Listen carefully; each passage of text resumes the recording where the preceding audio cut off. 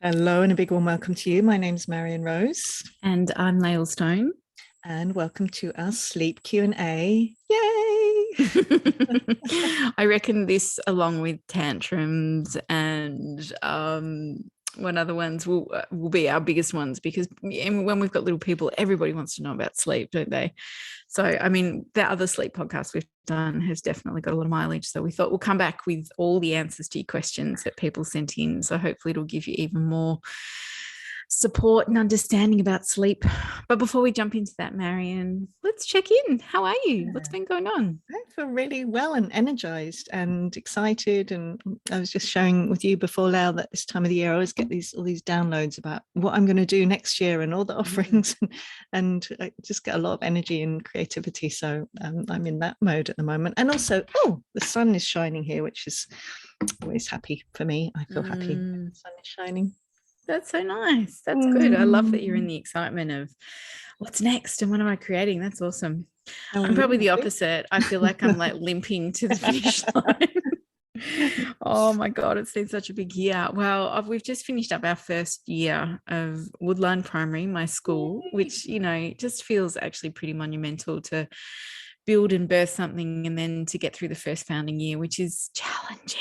Wow, so challenging, but absolutely amazing. And I feel so proud of what we've done, an incredible team, and lots that is going to be created next year. But it's been huge. I think just, with many things that we do, we hold, and then as we get to the end of the year, it can kind of feel big. So yeah, I'm feeling a little bit weary as I get to the end of the year, and I'm going to have a break. And I mean, I too have many magical plans for next year, but my problem is making sure that I have a break, because a bit like you, when you get hit with inspiration, you're like, okay, I'm going to do this and I'm going to do that. And I'm kind of like, no, let's just pause. I asked my sister-in-law to buy me a really cheesy novel so I can read that over the break and just do nothing. And, that's what that's where I am. So it's good. And I've got big changes happening. We're about to move, and my two older kids are moving out, which feels massive. One of them's going to go traveling. He's just finished renovating his van, so he's going to go travel around. And my middle child is moving out with a friend, which feels big. And we're moving down the coast so we can be by the beach. So yeah, it feels like there's massive shifts and changes in my family now. It's really big. It's a next phase of your life, actually. I'm seeing, there's a few feelings going on there as we shift and change. It's really exciting and it's amazing, but wow, there's just another letting go I'm experiencing of my big grown-up adult children. It's huge. Yeah. My food bill is going to be way less. Oh, but I'm gonna miss them. Yeah, it's big. It's really big. Yeah, so much love to you, Lael. Yeah, thank you, darling. Thank you. I even remember, when we used to have calls with each other, even like, I don't know, when Kai was like 13 or something, and I was always like, wow, what's it like, this next bit. So yeah, I really appreciate how you travel that next step for so many people and share what it's like from that, that position further down on the journey. It's really beautiful. I love having adult children. It's so beautiful. It still really teaches you to let go, and that is their life, and they've got to do it their way. And there's many edges that I still watch myself pop up of, like, kind of subtly going, how about you do this? And then I'm like, stop it. Just meet them where they're at and trust their own journey. And so, I feel like I've learned a lot actually in the last year or two. Even it's still, the learning continues, even when your children are adults. I've learned a lot about myself, lots of reflection, lots of watching my edges come up as they just do what they need to do for them. So it's such a gift. It's beautiful. It's beautiful. Actually, I took my daughter to the doctor today. She had to go and have a session, and it was the first time where she's like, I think I'll go in on my own, Mum. I'm like, yeah, no worries. So she went by herself, and then we were sitting in the car driving home chatting, and she said, you know what I've learned this year from you, Mum? And she was telling me what she'd learned from me, and then I was telling her what I'd learned from her, and then I was like, oh, this is beautiful, right? This is just the next phase of sharing the insights that we've learned and what edges have come up. It was really beautiful. I was like, yeah, this is the magic. Anyway, there we So are. yummy.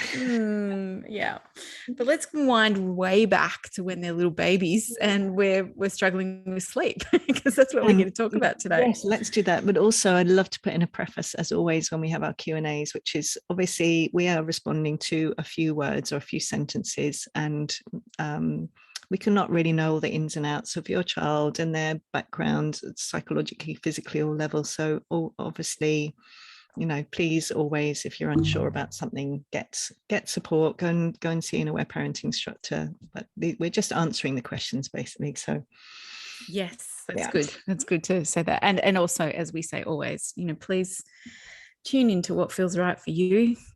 We might be giving you suggestions and ideas, but at the end of the day, you're people better than anyone. So it's really important to listen to what feels right for you and go at the pace that feels right for you. I know we say this in all our podcasts, but we really, really invite you to tune into what feels okay for you and your little one or your big one, or however old they are, to just tune into your special relationship and dynamic. All right. Now, this is Marion's genius. Sleep is her thing. She's so good at talking about sleep. So I'm going to ask all the questions again, and I'll just pop in with an odd story or two. But let's start with one of the first questions we've got to begin with is really about co-sleeping and closeness and all that kind of gorgeous stuff. So our first question is just really interested in your thoughts re co-sleeping with babies. How do you set loving limits around your child staying in their own bed when you actually kind of like them coming in to sleep with you? So my 4-year-old runs into our bedroom every night. Perhaps there's fear there. And whilst I don't mind this, my husband finds it hard to sleep with him there, as he always ends up getting pushed out of the bed. Oh, I remember this. I had an experience of that with one of my little ones. All right. What would you like to start with, Marion? Well, I'd love to say, in terms of co-sleeping with babies, that aware parenting is a form of attachment parenting. So it really does, I know often we focus in this podcast on the crying and the laughing and the play, but it is really based on fostering secure attachment. So wherever possible, giving babies as much closeness as we can is really helpful, given that we live in a culture that doesn't really support that. We don't live in a community-based culture, so that's not always going to be easy. But basically, babies do thrive on as much closeness as we can possibly give them. And aware parenting is all about finding ways to get parents' needs met, as well as the needs of babies and children. So it's also really important to listen to yourself. So for some people, for whatever reason, you're not going to be comfortable with that, or you're not going to want to do that. So it's really important to just find a way to get everyone's needs met as much as possible. So if you don't want to co-sleep, are you willing to have your baby like close to you? And I can't remember all the names of them, but I think by the bed, or if they're in some kind of crib or a cot, can you have them, close or in the same room? Basically, there's like that progression of closeness, and whatever you can do that's the most close is going to be the most helpful for them. And please be loving and gentle and compassionate with yourself.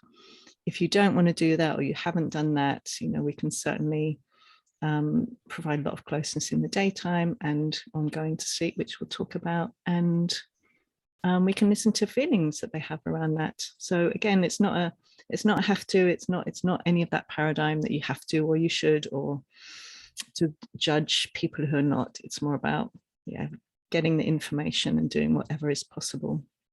So I'd love to talk more about the second. Yeah, we'll talk about the second bit, but the co-sleeping, I realized I asked those questions at the same time. There was a beautiful book that I still have on my bookshelf called 3 in a Bed, which was by Deborah Jackson, which really talks about the history of co-sleeping and how we've done it for a very long time. And then when children started to be separated out of their parents' bedrooms, and then what happened. It's a really great book. When I worked in birth, I used to encourage all my new mums to read it, because it made a lot of sense as to why babies need to be close to us when they're little.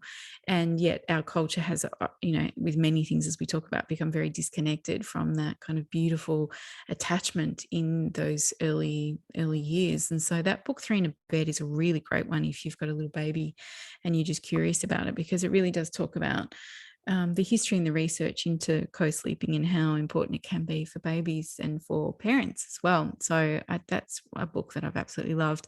I mean, I co-slept with all my 3 children up until about the age of 2 or so, and with various things like, little side things that were on the bed. I think even our son, 21 years ago, this is way before they had co-sleepers, we created this like thing that was like a dog bed. I mean, no dog had slept in it, but it was like a little cocoon thing that he slept beside us.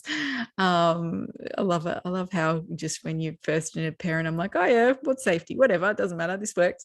And then I had my kids sleep in the bed, and we had a king size bed. And then sometimes it was just me and the baby in the bed, and sometimes my husband would be sleeping in another room. And when my babies were little and I breastfed, I was so much about just how do we all get sleep? How do we do it so that we all get our needs met here?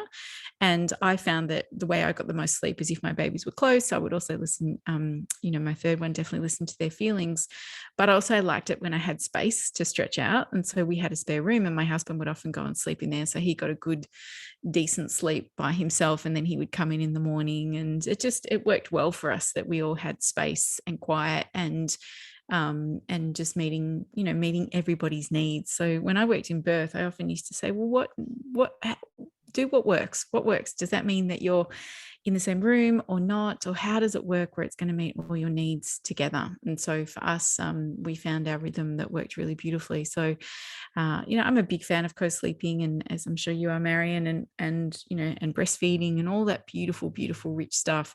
And I did that with my first 2 kids, who often did wake a lot at night. And so what I would do is just feed them to go back to sleep all the time. And I felt like I was feeding 7 or 8 times a night, which, perhaps when they're little they might need, but not when they were 8, 9, 10 months of age.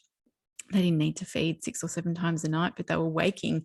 Now I know, because there was often feelings and stuff that hadn't been expressed. But with my third, because I was doing aware parenting with her, then she used to wake far less in the night, and definitely didn't have those same patterns that I had with my older 2. So yeah, I've had various experiences with it, and I can see now, having done aware parenting with a baby, just how much better we all slept, and how listening to her feelings was so pivotal in us all sleeping well. I love that you mentioned both of those, both the history, which I was going to mention, I forgot. So thank you. And really looking back at, it wasn't until the Industrial Revolution that we started separating out babies, children from, and then families, that was the whole breakdown of those collective cultures. So I think it's really important to know it's a really very short period of time that we've been doing these things. And it's helpful to know. And I love hearing about your experience as well. And yeah, I'm such a big advocate of aware parenting. Did you know that? Of co-sleeping, and did it for a very long time. And the way we always did it, when my kid's dad was here as well, we have a massive bed and a single bed, so there was just a massive amount of space. And it all worked really well. Always really found sleep really easy, so I'm very grateful for that. Yeah, I love that you said that. I think with my third child, I realized sleep was easy. It didn't have to be a hard thing. And with my first 2, I feel like I spent most of my time trying to get them to sleep. And that's because when I look back now, they had feelings, and I would just walk them around in the carrier, or drive them in the car, or do anything almost to try and trick them to fall asleep. That's what I used to feel like. I'm trying to trick them to go to sleep because they're so tired, because I actually didn't know how to listen to feelings, or that that's what they needed before going to sleep. Whereas with my third, it was a completely different thing, and sleep actually became really, really easy, really easy, because we were doing that. I love it. I'm actually really loving our chat, because I'm remembering things that I forgot, which is one of mine, which is I didn't ever think about sleep, and I didn't count how much sleep they had or when, apart from when I was doing a little diary just to so that I really understood how crying connected with sleep. What I always had was, I'm here to, and my aim is to listen to as high a proportion of feelings as I can, because I knew that sleep would be the easy outcome of that. So I just didn't focus on sleep. I focused on, meeting their needs and listening to their feelings, and sleep's the natural outcome of those 2 things. Yes. And that is such a beautiful point to bring up, because that's often what we say to parents who are new to aware parenting. If your child is hitting or biting, or they're really frustrated, and we listen to feelings, or we use play, and they're able to find their way back into balance, then one of the beautiful bits of evidence that we say to look out for is that they sleep better, they sleep longer, it's easier for them to get to sleep, it's not taking an hour and a half for them at night to get to sleep because they're moving their feelings. So it is, I agree with you totally, it's such beautiful evidence to see when we see the benefits of listening to feelings. All right, do you want to lean into that next question? Next question, yes. Yeah, which is just about the loving limits around a child staying in their own bed when you like them coming into sleep. I really relate to this. 4-year-old runs into the bedroom every night. Perhaps there's fear. I also don't mind this. My husband finds it hard to sleep with him there as he always ends up getting pushed out. What would you like to say to this? There's lots of different things in there, and I really love to come back to what you said, and I think what we both love to say as many times as we possibly can, but for each family there's going to be a way of doing this that's going to suit your family most, and to really invite you to each of you to really listen into that. So not to do things just, well, even because we said something, or but because your friends are doing it or your parents are telling you. It's like, really, what do you want to do? You get to choose as a family. And there's a few different things in here. So, for example, the husband getting pushed out of bed, there is a thing to really notice as well. If children are kind of agitated and antsy, or they're kicking covers off, they're wriggling around a lot, they need to be in one particular position all night. These are all signs and symptoms of accumulated feelings. So basically, the wonderful thing about aware parenting is the more we listen to their feelings, particularly during the day and before sleep, the more relaxed they are when they're sleeping. So they're not pulling all the covers off or wriggling around all night long or kicking us out of the bed. I often see all those, there's often stories, aren't there, where you see the pictures of the toddler taking up all the space. It's like, really, when any age child is relaxed in their body, which, the more we meet their needs and listen to the feelings, the more relaxed they are, then we can actually all often get a really nice night's sleep. But often you need a much bigger bed, not just a double bed if you've got multiple people in there. But also, as you say, some people will prefer to to have another room where you can take turns going. I think what I often get concerned, though, is I often hear over the years people where one parent will perhaps be with one child in one bed and the other parent in another room with another child, and the parents actually don't get to spend any time together, and often for years. And I really like to say to people, if that's going on and you're not enjoying it, there are really other things that you can be doing. And basically, the more we can listen to feelings, the more relaxed children will be, and the more likely it is that everyone is going to be able to sleep together and actually get a night's sleep, which is of course what we want. And the other thing about the 4-year-old running into the bedroom every night, there could be fear there could be feelings, but also, again, it's a really normal, natural thing for children of all ages to want to be close with us. Just like, if we have a beloved or a partner, most of us like to sleep with them. It's like so natural and normal to want to be close with the people that you love. So if you enjoy it and you want to do it, and you want to, so again, I would look at what's everyone's needs here. If you enjoy your 4-year-old being there, your husband wants to get a better night's sleep, maybe you can get a bigger bed, maybe you can listen to more feelings. Just, again, it's finding a way to meet everyone's needs and not doing anything because someone else says that's the way to do it. I love that. So true, isn't it? It's how do we all get our needs met in there? And there is something pretty delicious about snuggles with your children at 4 a.m. or 6 a.m. or just, I it's been a long time since I've had babies, but probably one of my most delightful things is when you wake up in the morning and your little baby's face is just there and you just want to eat them, and you're just like, oh my God, they smell so delicious. It's just like, it's a drug. It's crazy, isn't it? So beautiful. So there's so much richness and magic. And there's also that thing too, if it works and it feels good and we can get our needs met, there's nothing wrong with it. Because there will be a point in time where your kids go, I ain't sleeping with you anymore. And I can assure you my adult children do not want to sleep in the same bed. But do you know what's beautiful? And I think we've shared this on other podcasts. They will still come in and snuggle with us, even as, they'll come in and jump on the bed. And like if Mike and I are in bed, they'll come and lay in between us and snuggle. Like, and they're adults. It's beautiful because it's always been a really safe, our bed has been a really safe place. And often it is the place where when we need to have big conversations, we'll all just go to the bed and sit on it because, I don't know, there's something really beautiful and safe around it. So yeah, it's, and it changes when the time's right sometimes. So yeah, all about how we get our needs met. I love that. Let's talk a little bit more about transitioning our little ones from co-sleeping. So this question is, I'd love to know your thoughts on how and when to move from co-sleeping to the child moving into their own bed. My son is 5 and we've been co-sleeping since birth. I get caught between letting the process be completely child-led and possibly aiming towards a bit more separation. He has done the odd evening in his own bed, then come back with me later in the night. Then he wants to carry on co-sleeping. I wonder if I need to set a limit and let him cry or release, or let him carry on co-sleeping. He sometimes also wants to be in my bed but have no contact with me. I wonder what that is. So again, it's always aware parenting. We're always looking at needs and feelings and the needs of everybody. So again, it's like my invitation for this mama and everyone listening is like really to listen. What do you really want? Like if you're enjoying co-sleeping and your child is, then I would support you to do that for as long as you're both enjoying it. And, you know, again, our culture has there's so much judgment and fear around co-sleeping. What will happen if you do that?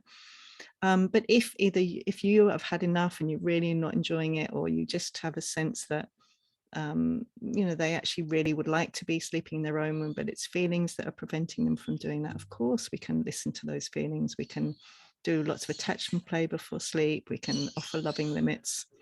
But again, if we get rid of all the judgment that it's a bad thing, or we get rid of judgment that children should be in their own bed by a certain age, and actually just listen to what everybody wants and what's really going on.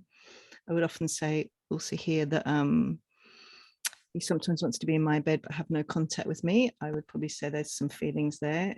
If you know, if they're kind of pushing away from closeness but kind of wanting to be a bit close, there's often some feelings bubbling up that our closeness is helping them feel. So I would be probably doing a little bit of attachment play, or playing with that, you know, what's going on there for him. Has he got some feelings? But again, just like really listening in to what everybody wants and what's really going on.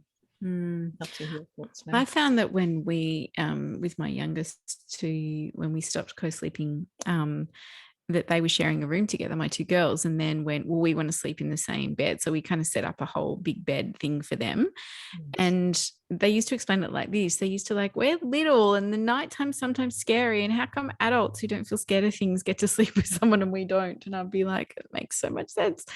And they actually then co-slept with each other, you know, and so they loved sharing a big bed together, and they slept together, and it was kind of beautiful transition. I know that wouldn't work with all siblings, but my girls did it in that way until then again they grew bigger and they didn't want to. But even now at 18 and nearly 14, they still love to, they've got, you know, double beds and stuff. They still love to go, come and have a sleepover in my bed. They like to sleep together, which is pretty cute. So yeah, I really love what you're saying there, Marion, about, again, if it works, it feels good. There's nothing wrong with that. But perhaps it is, you know, always we talk about listening to feelings, and there might be some stuff in there that might help them. I also find too, sometimes it's about being very clear around what we want. So as a parent, if part of us is like, you know what, I actually don't really want to co-sleep anymore, and I really like my child to sleep in their own bed. But if we're really wishy-washy around our energy with it, then the child's going to pick up on that. And so we're kind of giving them a lot of mixed messages. And so often the transition can be really tricky. Whereas if we're like, you know what, this is what we're going to do from now on. And, you know, I'll lay with you when you go to sleep, and you can call out for me and I'll come and get you if you need, or whatever, how it's going to work. But you're actually holding that beautiful loving limit and listening to their feelings around it, and you're clear with it, then it actually will often work a lot easier and a lot smoother. But when we're really kind of 1 foot in and 1 foot out, our children will often feel that, and then it's often very blurry, and find that it doesn't work so well, because our kids are like, are we or are we not? And how are you feeling about this and not? And it can feel a bit confusing. So sometimes it's not as clear. And I think that's a really important thing to be mindful of. Such a profound impact, doesn't it? If we're, again, the central thing of coming back to what do we really want and what do we really not want, and being really authentic about that. Yeah, absolutely. Beautiful. Okay, 3-year-old has just gone into a bed. He's doing good with it. I'm trying to allow enough connection time with him prior to sleep, but wondering if this is one of those big transitions and ways to make sure he's well supported.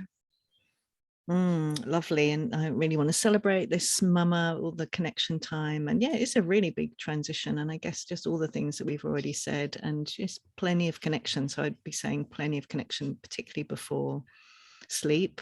And so that you know, that internal sense of connection is there once they go to sleep. and doing any kind of play around it. So there might be like role play, especially a 3-year-old might be playing role play around, you know, if there's a kind of doll's house or something, like, and seeing the characters. There might be a, you know, mum and whoever's in the family and the little boy, and just to see how, you know, whether he wants to play games around it. Laughter, crying, just all the usual web parenting things. Closeness, laughter, crying, and it is a big thing. And I think also really coming back to what you're saying is really supporting them as well. If they, whenever they want to come back, that they know that they can come back and have closeness whenever they need it as well. I think it's really important, rather than you're in your own room now, so you can never, you know, that's it, you can never come back again. Yes, that's it. Yeah. And it often is just closeness. Like sometimes when we were doing these transitions with our kids, and if they wanted us in the night, we would go into their bed. And so we would snuggle in there with them, you know, so that they were still getting their closeness. And, you know, and if it didn't feel like it was working with them coming into our bed. So and sometimes we were in their room, sometimes it was, you know, we just kind of rolled with whatever felt right within it. But it really was, it's that closeness at night that sometimes little ones need, which makes sense, right? Totally makes sense. And I also want to add, you know, also after big times, it can be, it's really children will want to come back in, and either, or, you know, or us to go to them or to come back into the family bed. I remember my daughter, when one of our bunnies died, and she was 11, and she wanted to come back, and came back for a couple of weeks, and just, you know, because there was a lot of crying and there was a lot of feelings coming up around not only that, but, you know, past hurts. So I think it's really important for children to know that, you know, whatever age they are, that we will support them in having their closeness needs met. And if there's been stress or trauma, that those attachment needs come up to the fore again, whatever. And same for us as adults, we're the same. So. Yeah. Oh, look, actually, I 100% agree. Actually, living through COVID in the last 2 years, my teenage daughters have had times where they haven't been great.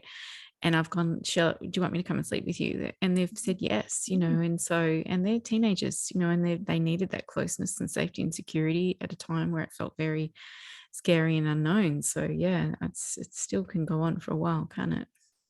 Same for us as adults, isn't it? Like when we're going through a lot, we want to have someone there. It's so normal and natural. Attachment needs, like, and you even think about it, when a child's sick or when they're teething, they're more clingy. That attachment, you know, our system just knows when we need more closeness. It's so wise. We are so wise. So clever, isn't it? So clever.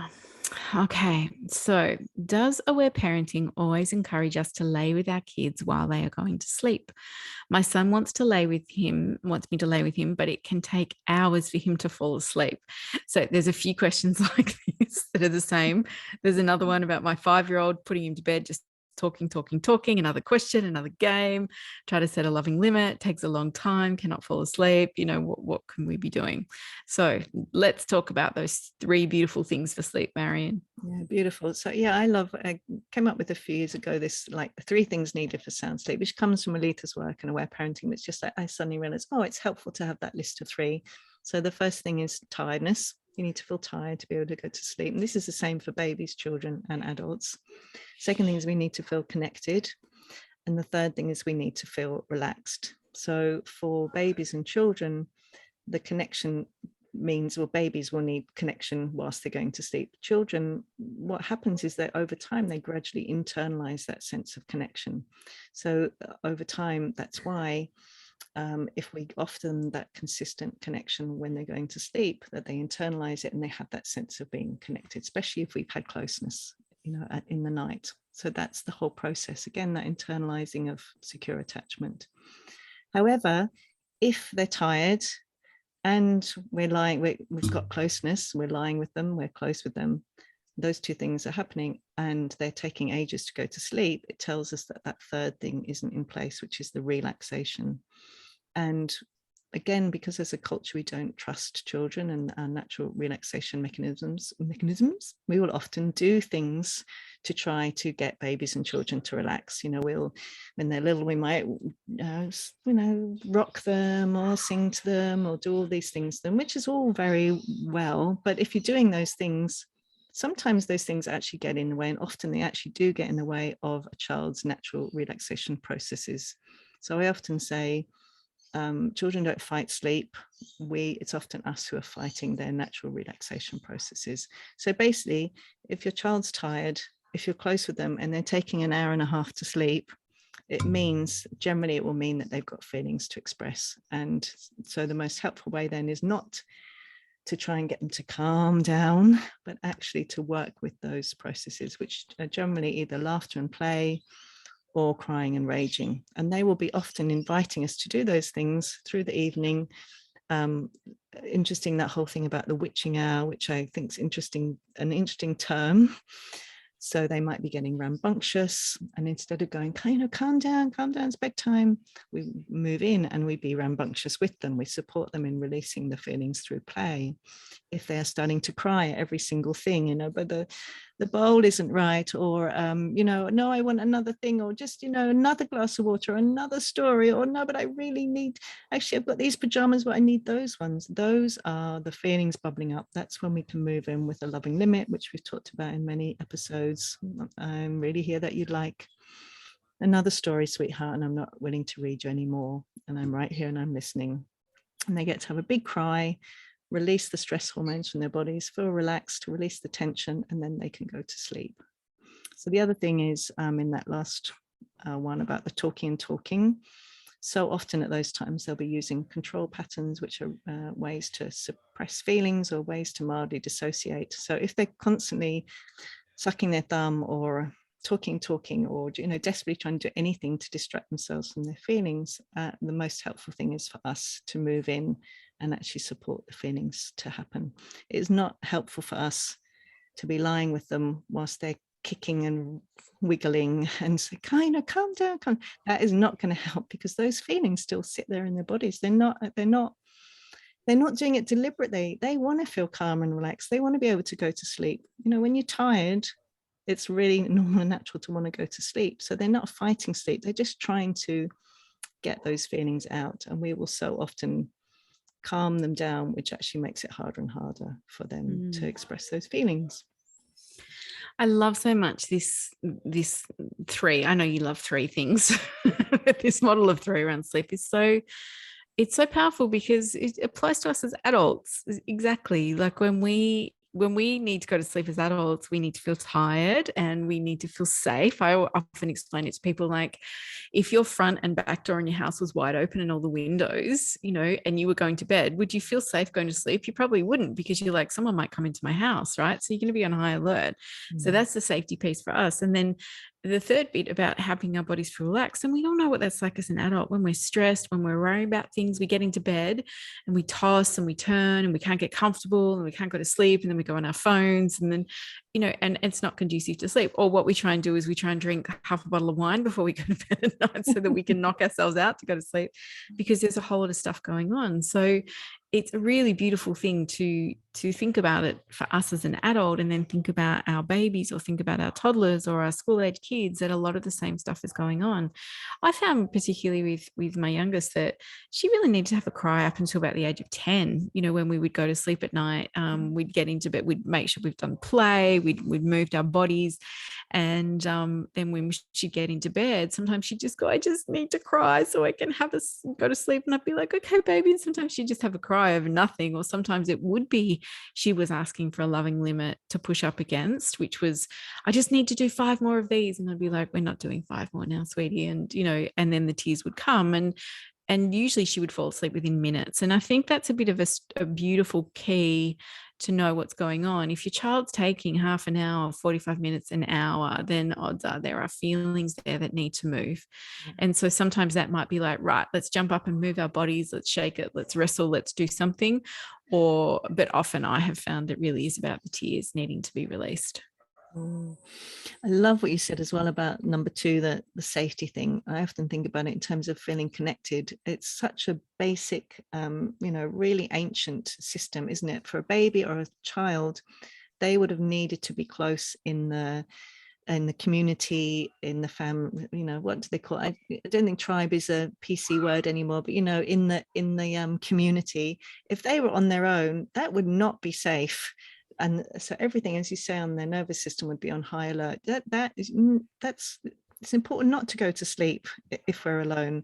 And that is so basic and hardwired into us. And so as babies and children, it's really important. That's why that sense of being connected is so important. And if they don't feel connected, they will then do things. They will use control patterns to repress those feelings of fear or loneliness or whatever it is. So that's often why we do get to sleep even if we're on our own, but often we'll need to suck a thumb or a dummy or clutch onto a soft toy or a blanket. I know I had, for me, little incubator baby me, I had a soft toy bunny that I clutched onto every night for many years to to suppress those feelings that will show up at bedtime.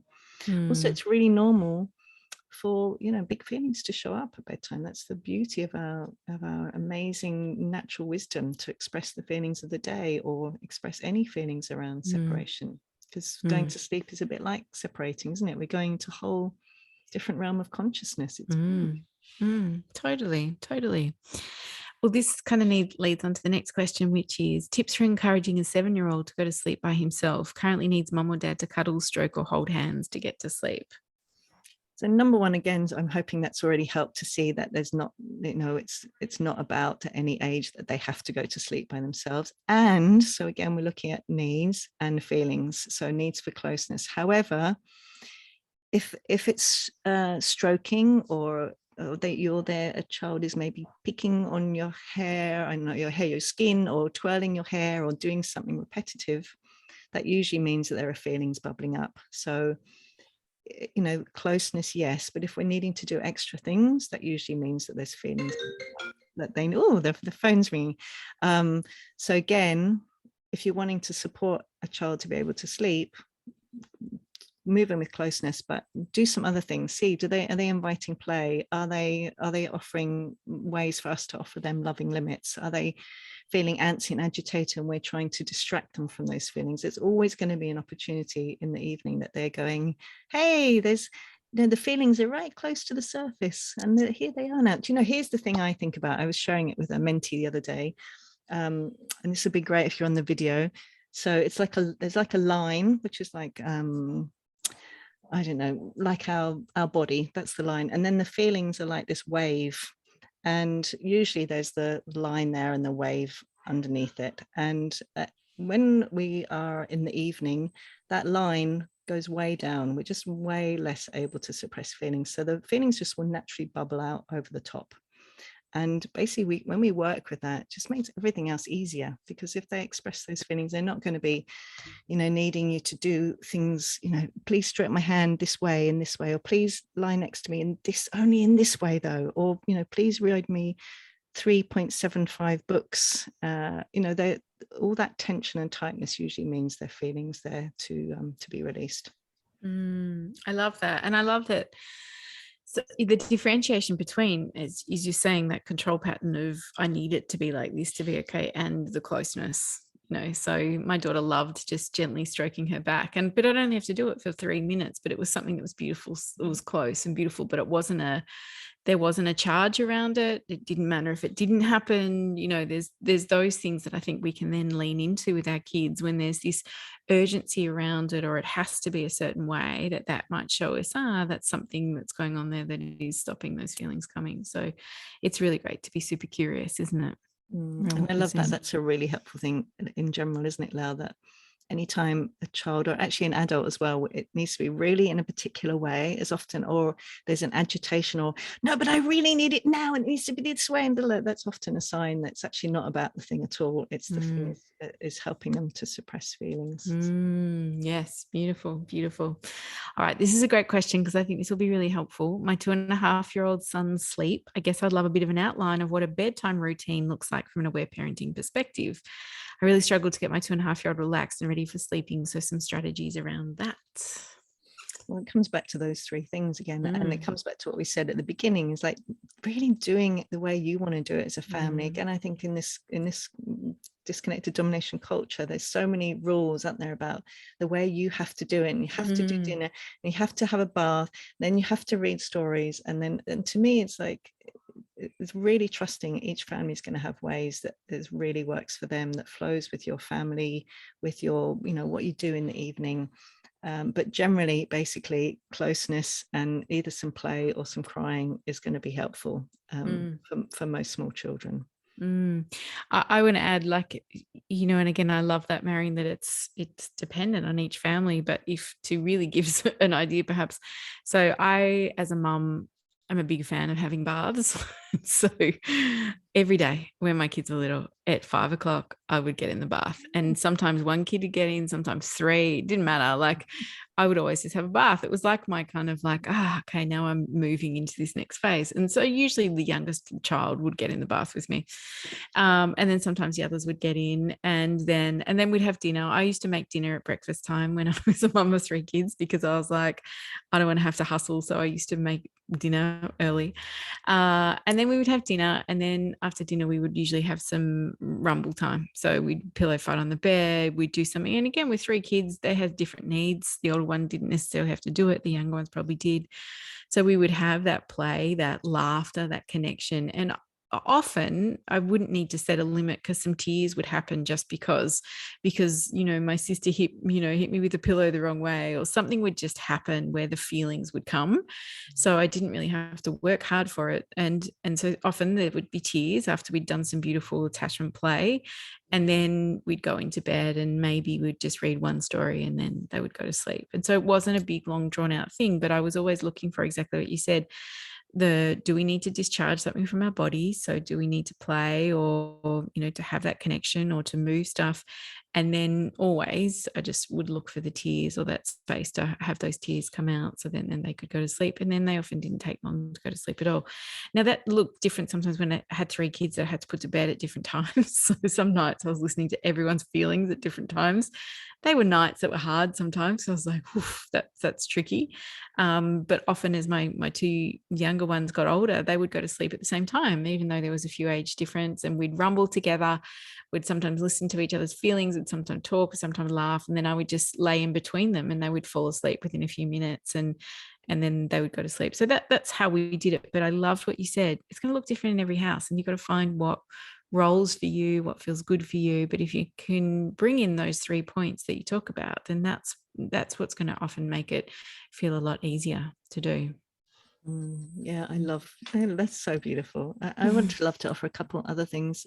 Number one is really helpful to think often when people say, but if I play with my kids and then they just want to play for hours and hours and hours. So it's really helpful, I find, to remember that if they're playing and actually you don't have any aliveness to play anymore, and they're definitely tired, and they're clearly connected because the plays help them, that you can offer a loving limit and say, I'm going to set a timer for 3 more minutes, and when the timer goes off, I'm not willing to play anymore, and I'd like us to go to bed then. And then they might have a big cry. Often they might get pinchy or bitey when they're playing, and then you can move in with a loving limit there. And the other thing I wanted to say as well, I think often people have like routines, and often it is like reading, different to what you're talking about. It's like, let's read before we go to sleep. And often that thing then becomes a way to suppress feelings. I don't know about you, but many adults, need to read before they go to sleep, because it's a control pattern. So it's really, just to really notice, what are you doing that's suppressing feelings, and what are you doing that's actually supporting their natural rhythm, their natural process, so that I often think of it a bit like the Taoist yin and yang symbol, which is if we try to make them calm, then any unexpressed feelings are going to bubble up, and they're going to wake up 37 times. Whereas if we work naturally with them and go with their energy, so if they are getting giggly and laughy, rambunctious, joining in, if they are crying over something, listening to those feelings, and then they naturally move into calmness. It's how we're designed to be. So we're just working with them and following their lead and trusting them. I love that you said that. If we're trying to make them calm, it's probably not going to work, and they're just going to wake up. I love that. That's such a beautiful, beautiful point to bring out. I also want to say that we do love reading. It's not about reading books is not a control pattern, right? It just is. I really wanted to differentiate with that point too. It's what we're doing to numb, which is really that what you're saying there. If we're trying to make them calm, or like I said right in the beginning, lull them trick them to going to sleep. That's what I felt like I had to do. Then we're kind of missing the point. And then of course they're going to wake up a few hours later, because those feelings are still there, and so that's where we get a lot of waking through the night, don't we, with little ones. Okay, so this mama, I'm going through the ups and downs of newborn sleep again with my second baby, and I'm finding myself getting angry and frustrated at my babies when they have big cries before naps or they wake after a short sleep. I know I'm holding unrealistic expectations of my baby's sleep at this age, and I hate this feeling of disconnection, but I'm having trouble breaking out of it. Any advice from moving on from anger, resentment, and frustration and being at peace with meeting my baby where they're at? Well, I'm sure all our listeners are going to know what we're going to say here, which is always, if you're feeling angry or resentful or frustrated, it's so important to have an empathy buddy or a listening partner or a aware parenting instructor, so you get to express those feelings. We cannot just go, oh, I'm not going to feel those. Like, you need to express them to a loving listener who's able to just hear you and welcome those feelings and let you know that it's so normal and natural to feel those feelings. And basically then the more we're able to do that, to really understand that the reframe that them having big cries before naps is exactly what we're talking about, is that amazing natural, they've still got that process intact in them, that they're doing exactly what they need to do to feel relaxed enough to be able to sleep, and they're probably healing from their birth experience. And it's so profound. It's like the foundation of their psyche being put into place here. And waking after a short sleep generally will often mean that they didn't quite do enough crying. So basically, the more we're able to listen, the more easy things are going to be afterwards. So basically, those two things. What do you think, Lael? Anything else to add? Yeah, I just feel for that mama. I know how big that can feel when you're tired and exhausted, or you're juggling two children now and you just want your baby to go to sleep, and that I almost feel, I can hear and feel the depletion in the mama, because I'm like, oh, what do you need to give you more capacity to be able to listen and to, absolutely, as you said, Marion, let out those frustrations and feelings that you've got sitting there. And we come back to this a lot in our podcast, is that we're not meant to be raising our babies and kids on our own, in our own little houses. We are meant to be in community. We are meant to be having others there support us. And, it can be really tough, really, really tough when we're doing it on our own. So I just send a little love and compassion to that mama. I feel you. I feel you. Okay, let's move on to attachment play with some bedtimes. This question is, I'm interested in recommendations for sleep-related attachment play for a 6-year-old and her mum, both of us light sleepers who take a long time to fall asleep. So beautiful, what we've been saying already. If we're tired and connected and taking a long time to fall asleep, means there's some feelings, there's some things that need to be released. Attachment play is so helpful. Attachment play also really helps with connection as well, like you were sharing about you hanging out with your kids. Like there's something particular about attachment play that really supports us to feel really connected in our bodies. So just really basic things I find really helpful, like pillow fights on the bed where we're knocking each other over, but we do big exaggerated ones and we fall over and like, no, how can you do that? Sock fights can be really helpful, where you try and take each other's socks off, and again you kind of let them do it, and then we can bring in power reversal games, just really simple basic ones. Often like a lot of rough and tumbly type things are really helpful. I remember I used to do things with my son where we'd roll over each other, and when I'd roll over him, of course I'd carry my own weight on my elbows, but we just roll to one side of the bed and then we'd roll back to the other and roll back again. Just all of that really simple basic play, and particularly if they're loving it and they're laughing, more of that. Yeah, that reminds me, I used to wrap my kids up like burritos. They used to love it if they would be wrapped up in the blankets and just roll them over and over and over. They used to love that. They used to shriek with it. Yeah, there's so many. I think we always say this, follow the laughter. See what your child invites you to play. That can be really beautiful.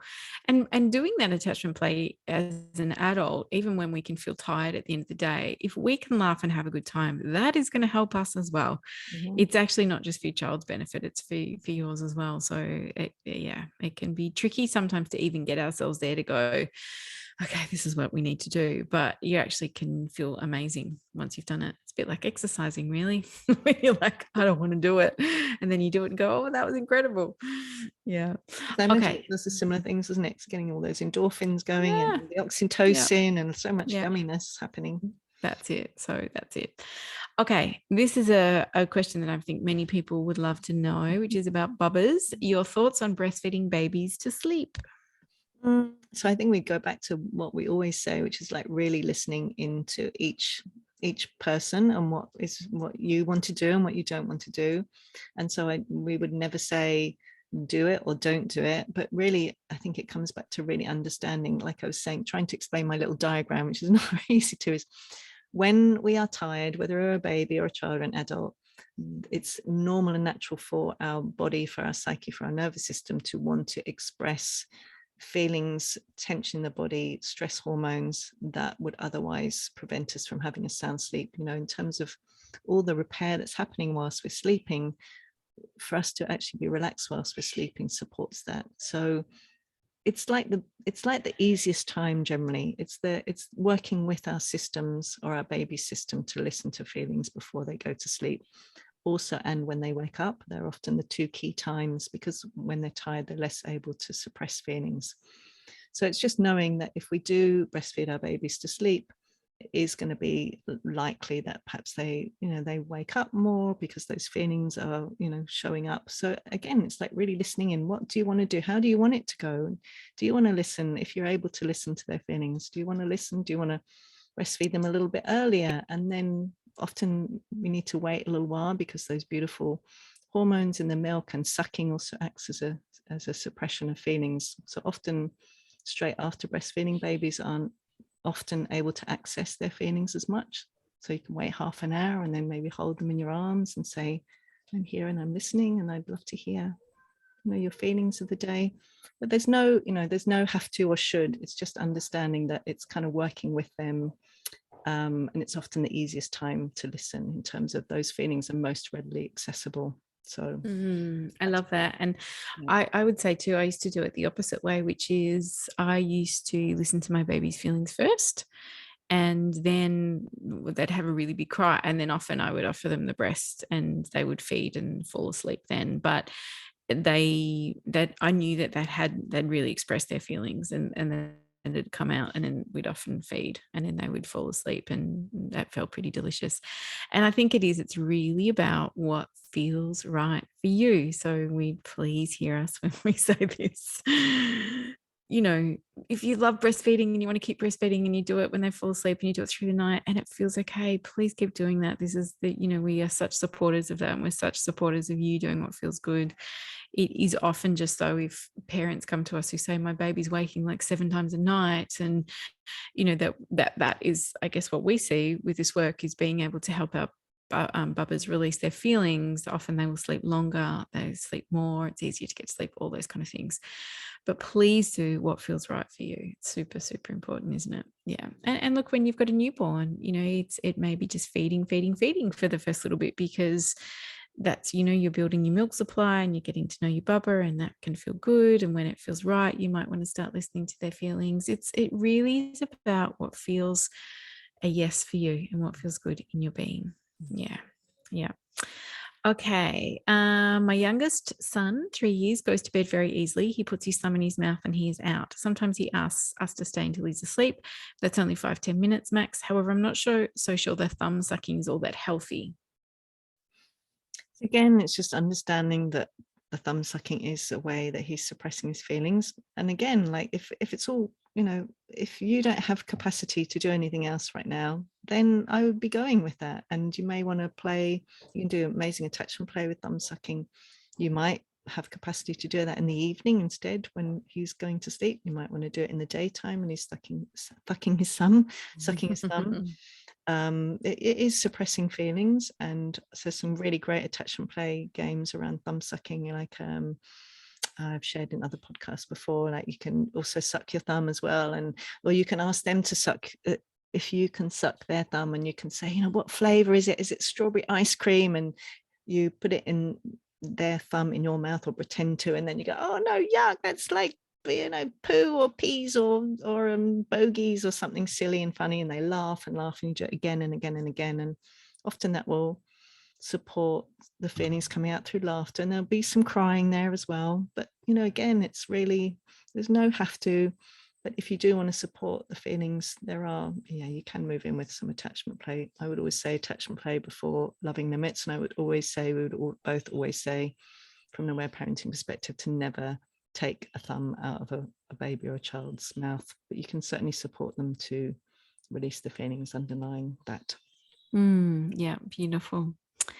This is another question. I have lots of parents with fears. This is from a practitioner, I think. I have lots of parents with fears over crying. If it has anything to do with sleep, some information on addressing that would be useful, I feel. And this is a great point, isn't it, Marion? Because Aware parenting, we do not advocate crying it out and leaving a child alone to cry ever, no matter how old they are. When we talk about crying, we're talking about crying in loving arms or with our presence and us being there, being really attentive, attuned, listening.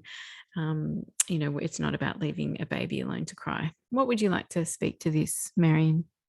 Just lots of empathy and compassion, and because people so wanting reassurance that it's a completely different thing. It's a completely different thing. So something completely different is happening if we leave a baby alone to cry, or even if that's for short periods of time, whatever it is, compared to when we are holding them in our loving arms, or we're right there lying with them if they're a bit older.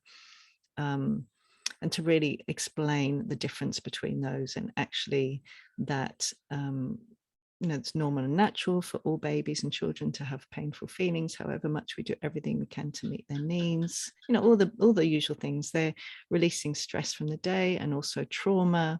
And I think most of all, what I've seen so many times over the years, and I'm sure you have too, is that if we do not listen to any feelings of a baby or child, and we make sure they don't cry, whatever we do, and like at nighttime, in the evening, we do everything we can to distract them from their feelings, is what we generally find is then they start waking up more and more and more often. They'll often wake up many, many, many times through the night, and again, just observing all the things that we can observe, that they often don't look so relaxed in their bodies, and just observation, I think. And also, this is definitely not for everyone. It's if it doesn't resonate and it's just like a big no, then it's a big no.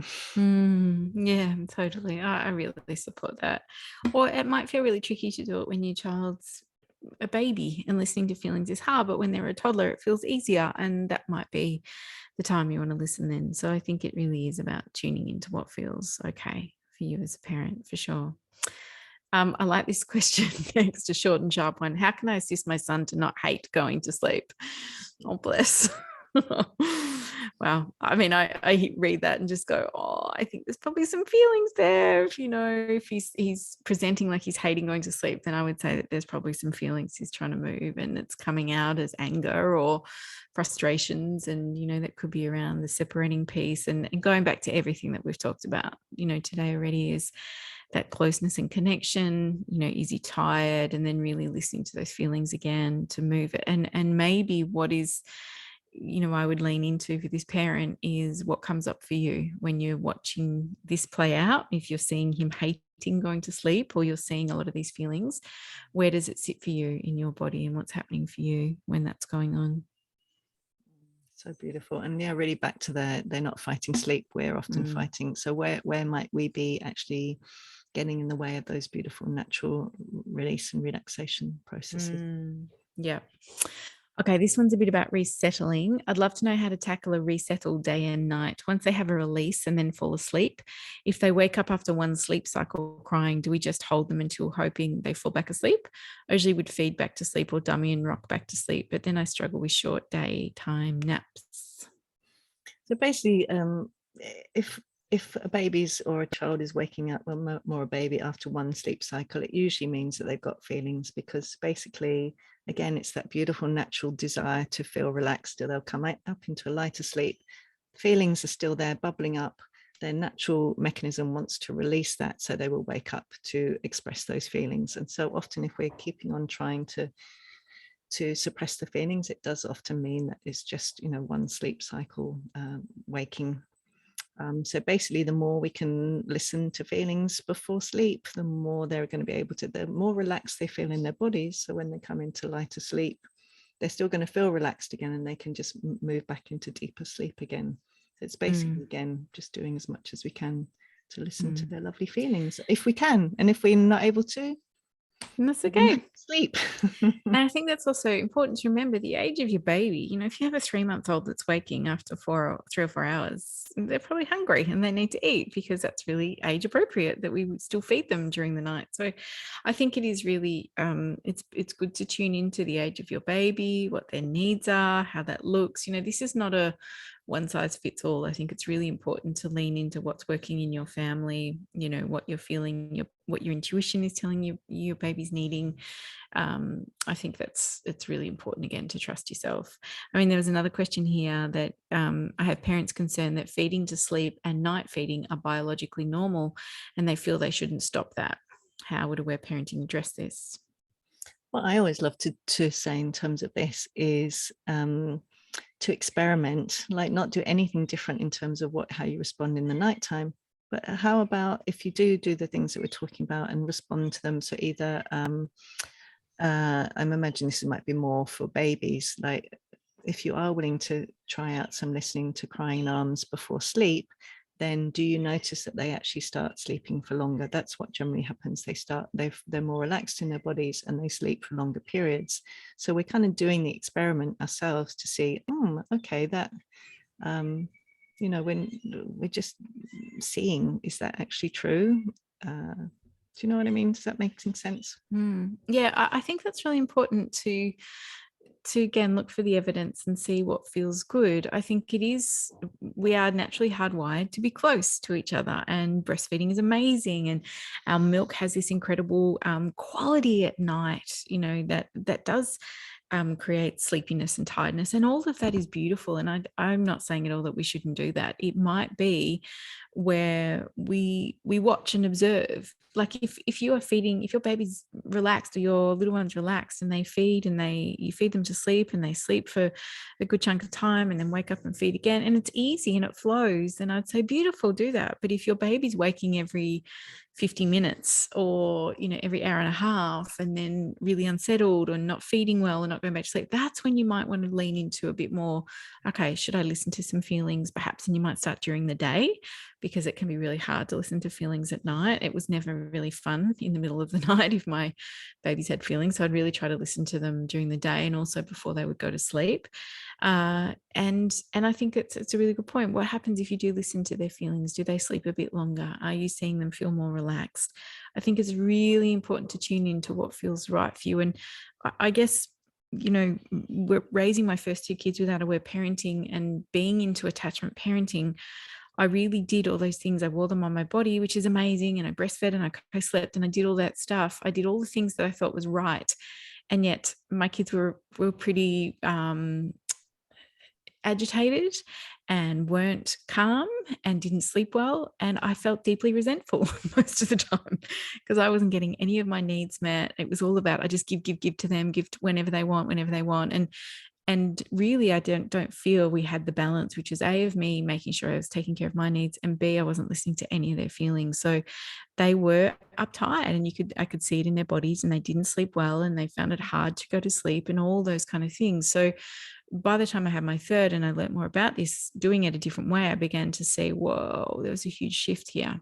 And then I did start to implement it with my kids who were older at that time in their own ways. And again, I saw a complete shift and change in their beings and their bodies. And so I think it's so important, again, to come back to what works for your family, what feels right, what feels good, experiment a little bit, watch and observe, look for the evidence, tune into, does this feel okay for you? And it may be you just want to do a little bit of this and then a bit of that. Like, you know, please hear us when we say there's no right way to do this. It is all so unique. And I think that closeness and breastfeeding and connection sleep is also beautiful and so fundamental of having that beautiful attachment with our children. Anything else to add, Marion? I agree with everything you say. Yeah. Okay, so there was another question like that, but we'll move on to another one. So similar ones here, just when my bubba wakes during the night, I feed her. If she doesn't go to sleep, my husband will walk around with her until she falls asleep. Some nights she doesn't want him. As soon as she's on me, she goes to sleep. I don't do it all the time, and she's too heavy for me to walk around with long periods. Also, sometimes she may fell sound asleep, but as soon as you sit on a rocking chair, she starts crying. As soon as you stand up, she goes back to sleep. So generally, those are the kinds of things that we see. It goes back to what you were saying, Lael. If you're trying to make them feel calm, if we're working against them and their natural processes, that we're going to have that kind of quality of like, whatever can I do to help them go to sleep, and then basically, as we were saying before, they either come into a lighter sleep, or we're not doing the thing that's distracting them from their feelings, and they're going to wake up because they're trying to express those feelings. So again, it's just observing and noticing, do you want to keep doing it like this? Do you want to just, to me, what I love about aware parenting and sleep and crying in arms of babies is it's just like, making sure the needs are met, making sure they've been fed recently, and then just sitting calmly, lovingly, without jiggling and rocking and bouncing and all that, which is, it costs a lot for us to be doing that. Just calmly, relaxing. I'm right here, I'm listening. It's actually more like a really being with them and a trusting them, and not doing stuff to them, but holding this beautiful, loving space to, I'm here, I'm listening. I trust that if you've got feelings to tell me at the end of the day about your big day as a babe, it's a huge thing, all the new things that you're going through, and I'm here to listen. And it's a really different thing from doing a lot of stuff, where we're really not trusting them and we're really working against that. I love that so much. This is my takeaway. Like, I'm listening to us go, yes, when we're trying to force the calm down, we need to stop. Okay, this is another beautiful question. I can absolutely relate to this one. I'm interested in the aware parenting take on night weaning toddlers. And I think this comes back a bit to what we were talking about before around the co-sleeping, about being clear. So when it comes to night weaning from breastfeeding, I think one of the most important things is to be really clear with our little ones that this is what we're going to do, and make sure that it's you're very clear within yourself.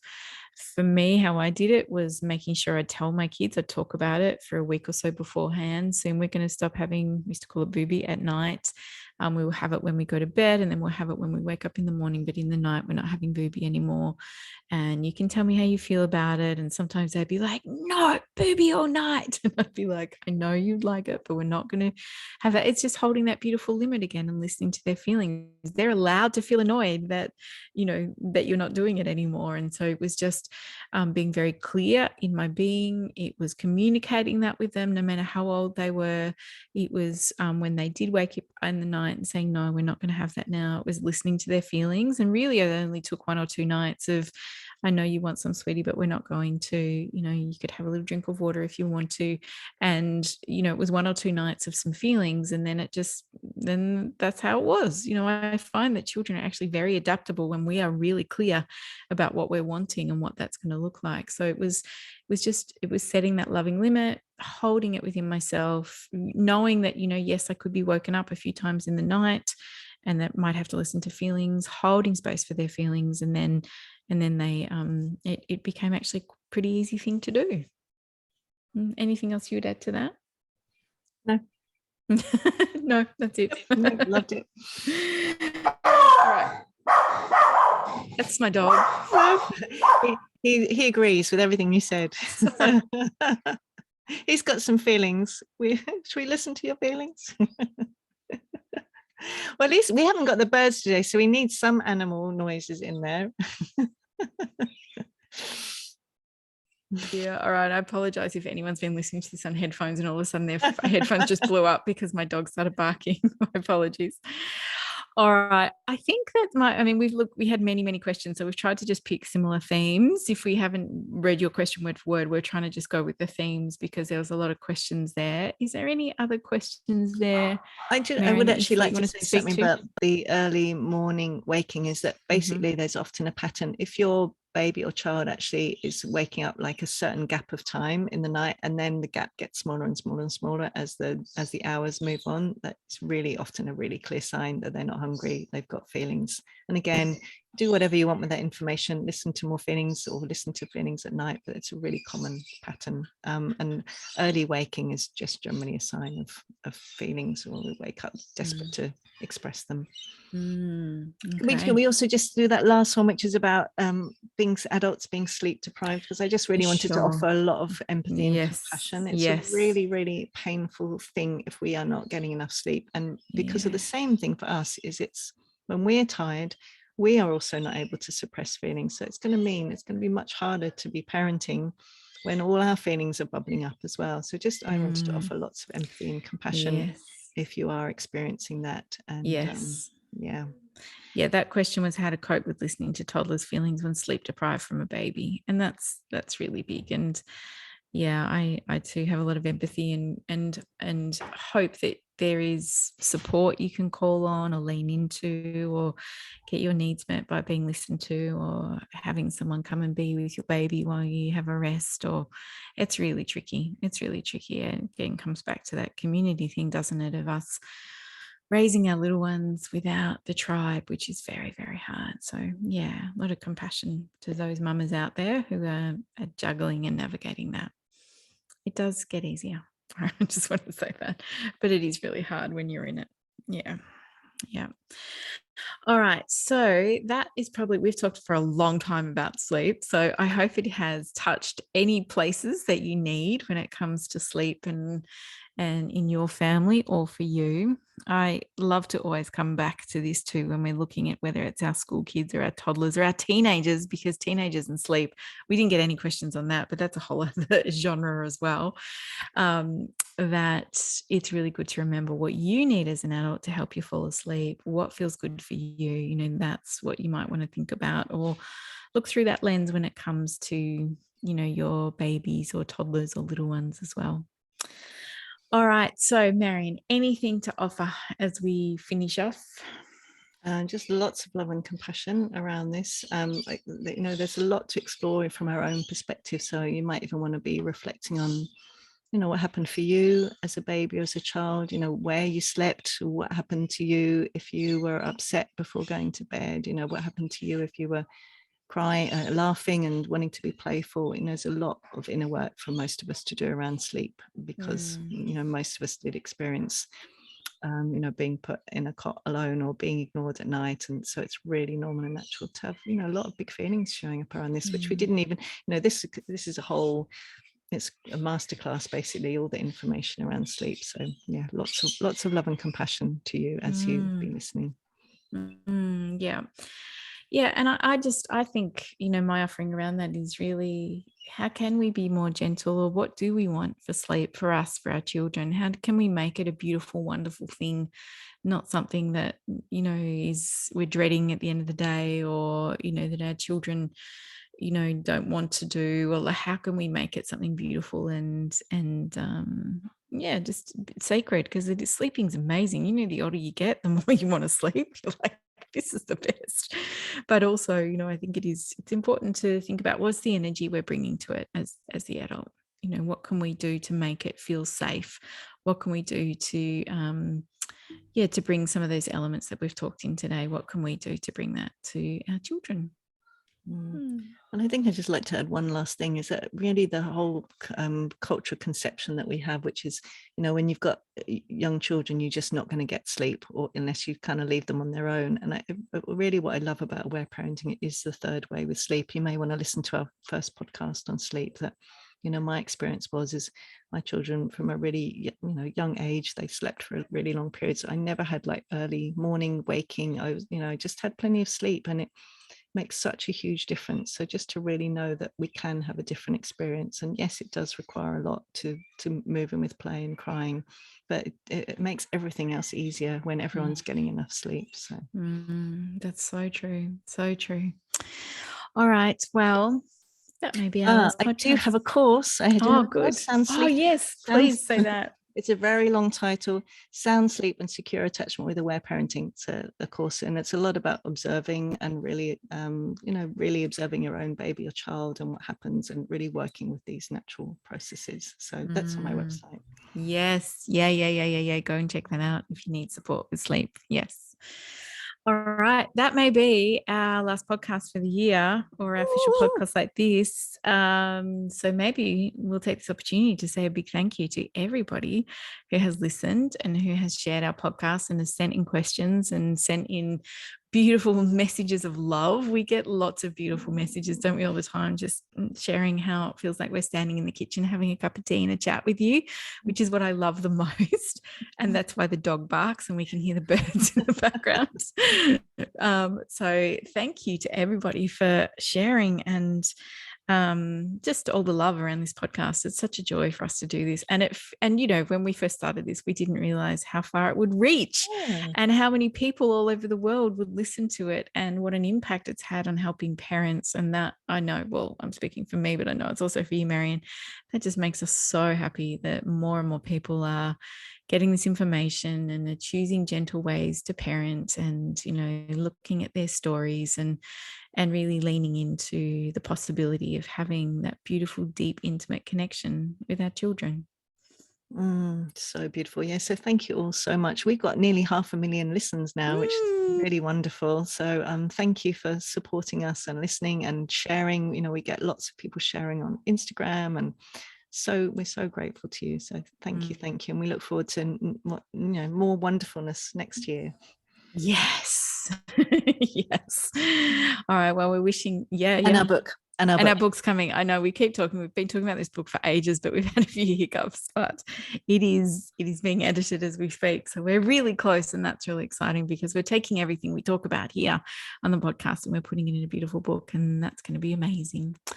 So thank you everybody for being here. You know, thank you for saying yes to to leaning into parenting with compassion and empathy and kindness.